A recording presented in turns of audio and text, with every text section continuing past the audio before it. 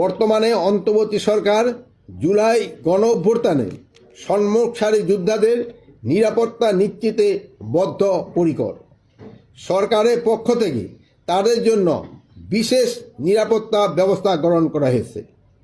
এই লাইনটা আমি আবারও বলতেছি, বর্তমান অন্তর্বর্তী সরকার জুলাই গণঅভ্যুত্থানে সম্মুখসারী যোদ্ধাদের নিরাপত্তা নিশ্চিতে বদ্ধপরিকর। সরকারের পক্ষ থেকে তাদের জন্য বিশেষ নিরাপত্তার ব্যবস্থা গ্রহণ করা হচ্ছে। লুট হওয়া ও অবৈধ অস্ত্র উদ্ধারে আইন শৃঙ্খলা বাহিনীর অভিযান চলমান রয়েছে। ফ্যাসিস্ট টেরোরিস্টদের দমনের উদ্দেশ্যে committee operation devil hunt phase 2 অবিলম্বে চালু করার সিদ্ধান্ত গ্রহণ করা হয়েছে। ওসমান ফয়সাল হত্যার সাথে জড়িত তাকে যদি কেউ ধরে দিতে পারে তার জন্য সরকার 50 লক্ষ টাকা পুরস্কার ঘোষণা করেছে। ওসমান হাদির গুলিবিদ্ধর সাথে যারা জড়িত তাদের ধরে দিতে পারলে 50 লক্ষ টাকা জড়িত।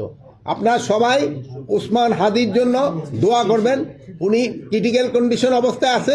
আমাদের সবার দোয়ায় আল্লাহ দিলে উনি আবার আমাদের মাঝে ফিরে আসতে পারবেন। আরেকটা হলো হাতিয়ার ইস্যুর ক্ষেত্রে এতদিন শুধু সরকারি কর্মচারীদেরই হাতিয়ার দেওয়া হতো। এখন যারা ইলেকশনে পার্টিসিপেট করবে এবং তারাও যদি হাতিয়ার চায় তাদেরও হাতিয়ার আমরা লাইসেন্স তাদের আমরা দিব এবং ওই যারা ইলেকশনে পার্টিসিপেট করে তাদের যদি হাতিয়ার আমাদের কাছে জমা থাকে ওইগুলিও আমরা তাদের ফেরত দিব।